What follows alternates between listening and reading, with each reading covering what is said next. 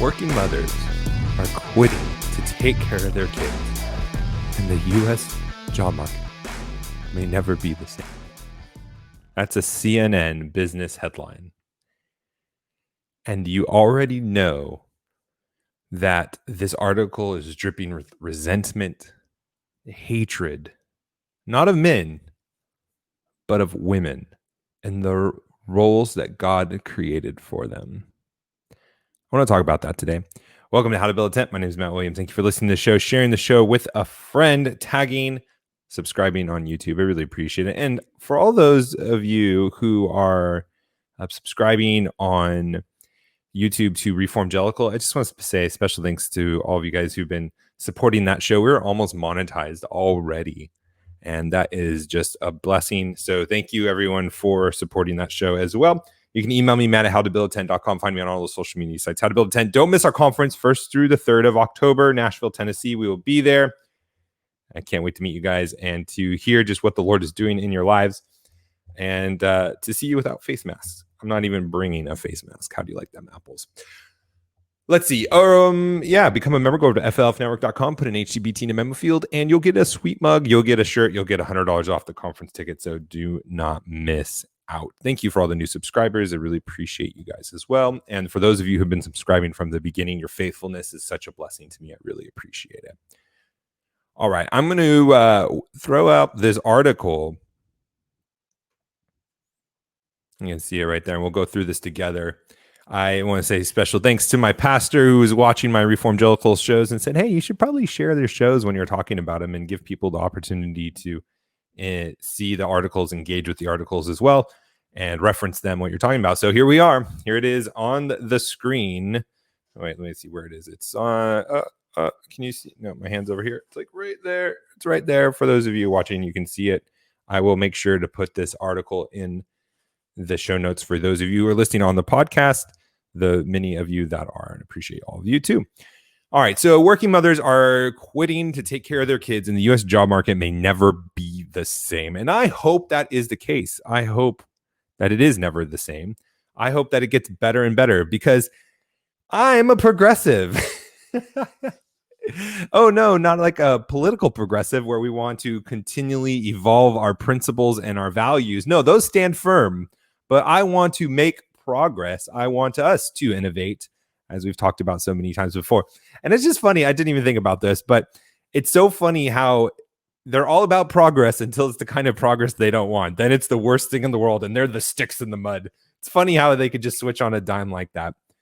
But what really just shocked me on this, talking about women in the workplace, is the left has been so good at this for so long. The media has been helping them along with this. Is that they will be against and hate the things they are pretending to protect and be on the side of, advocate for. They pretend that they protect and advocate for minorities. They pretend that they advocate for the poor, for those who are downtrodden. But look at the fruit. As Christians, we know to not look and judge people by their words, to not judge them by what they say they are doing, but to know them by their fruit. This is something that is repeated over and over again in the scriptures. And that is what we should do. And when we look at this stuff, and so when we see the poor never getting richer or wealthier, never getting out of the slums that they're in, we can say, maybe you don't really care for the poor despite you saying that, because look at your fruit. You haven't done anything. Your policies don't better than people. They only make you or have the poor people vote for you over and over again. And there's this fake dependency, this fake care, this maternity for the theme of this show, that you are trying to take care of them, but you're not. You're holding them down. You are keeping them in bondage. And so too with women. The funny thing about feminism is they are not for women. They're for men. They're for women becoming like men. They're not for women. They're for women becoming like men.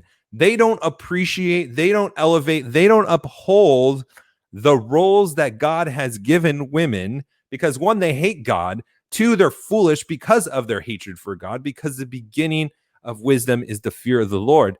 But they are trying to transform first-rate women into fifth-rate men. That's a Doug Wilson quote, and the numbers might be wrong, but it's the gist of that. We're trying to take first-rate women that are perfectly, fearfully, and wonderfully made for the roles that God gave them, and take them and say, no, you need to do a man's job. That's where you will find your best benefit. That's where you'll be fulfilled, is if you do what men do. Do you see the sleight of hand there? It's not edifying and building up women for where they're at and making sure that we appreciate and acknowledge and are thankful for what they do. It's, hey, what you do doesn't matter. Go be like a man. Go work. Go do these kinds of things. Go be the provider. Be the breadwinner. And they say, I think in here, it's 75% of the people that are going to stay home with their kids is women, and they're lamenting this. They're like dreading it. They're crying out. They're screaming in horror that only 25% of men are going to stay home while the women work. Then it's that the women are staying home. Oh my gosh, the horrors of it. But in reality, the people that are the feminists are us Christians, because we celebrate and worship a God who makes diversity truly and brings about unity in that diversity through Jesus Christ, through marriage and through the church body as a whole, where we're not trying to make people like men, that is, women like men. We're trying to make boys like men and men like men, that's for sure. But we're not trying to take women and make them men. We're letting women be who they are and celebrate that. And that's not to say that they can't be in business, and that's not to say that they can't do great works. I have some great Christian women friends that are phenomenal entrepreneurs, that are phenomenal bloggers, thinkers, but just the mindset that they have to take care of their children, that there's no better role for women than to be in the workplace, is absurd. It's destructive. And part of the reason that us as a society have been hurt, because the importance of women is there. And when you take the important things that they're doing and keep them from doing it, it hurts and impacts the rest of us. It impacts the society, it impacts the family, it impacts the husband, it impacts the marriage. So this is what they're saying. All right, let's go through this. American parents are going through a year of tough choices, and it isn't getting easier with the school year starting. Many have to choose between their jobs and staying home to take care of their kids. Now, they go on and they quote somebody who says, obviously, I'm going to pick staying home with my kids because that's more important. But do you see how they're framing this article already? It's that I have to choose between my career and my family. And somehow they're on this equal playing field of importance. That is, my career is as important as raising my children. In fact, they would actually say this. They may not actually come out and say this, but this is what they think, that your career is more important than your kids. And you should sacrifice the development and the raising of your kids so that you can go get a career. And in fact, that's what we're saying when we don't want mothers being primarily mothers. We want them primarily being CEOs and directors and VPs. And secondarily, they're mothers and parents, because, hey, you could just go give them to the state. The state will raise them for you while you go get your career, because your career is what is the most satisfying and important thing for you to do in life, is to be a woman in the workforce. And you notice the studies, the results, the psychology of what happens with women is they're not happier. They're more miserable, as statistically. Obviously, there's exceptions to the rule, but people are made for a specific purpose. And when you take them out of that, they're not going to find the joy that God has created them to have. But as you see here, there's this equality that there is subtly put underneath this, that your kids and your work are at the same level, when in fact your family should be a higher priority than your work. Not that you shouldn't work as a man or as a woman, not that you should do other things as well as take care of your kids, but they have to be the highest priority. We see this a lot with men. We see this a lot with entrepreneurs, people that are successful, is they sacrifice their families for their careers, and they'll have great careers, but their family is destroyed. They have kids with multiple wives. They're on their third marriage, and that is just as bad. The family is the most important thing. Raising your kids is your number one or your number two ministry. Your wife, your spouse is number one. I'm sorry. Your kids are number two. I got to get my hierarchy all sorted out. 1 in 5 working age adults is unemployed because COVID-19 upended their child care arrangements, according to new research. So 1 in 5 people have left their work, not because of COVID-19, but because they are taking care of their kids now, not because they're sick, not because they lost their job, but because of child care arrangements. And you see what is happening here. Again, the hatred for women, the hatred for family, it's take you out of your God-given role and go work. Go put your career above your kids and have childcare arrangements. Have the state take care of you at public schools. Have somebody else raise your kids, not yourself. You are not you don't need to be the one responsible, the primary person to take care of your kids. Just let someone else do it. And this is bad news that 1 in 5 people are actually now staying home and raising their kids and not working instead. Several women said the pandemic has forced them to reconsider how to balance their professional and home lives. A mom in California who's been in her healthcare job for nearly a decade said she's been able to take 12 weeks of leave when the school year starts to support her children in distance learning. What happens after that is uncertain. Well, okay. So she took 12 weeks off for her career so that she can assist her kids in distance learning. And then after that, who knows? But my question is this, is how were you engaged with your children's learning before this? And we're seeing, again, to drive this point home because it's so important. I'm going to try to remove this screen.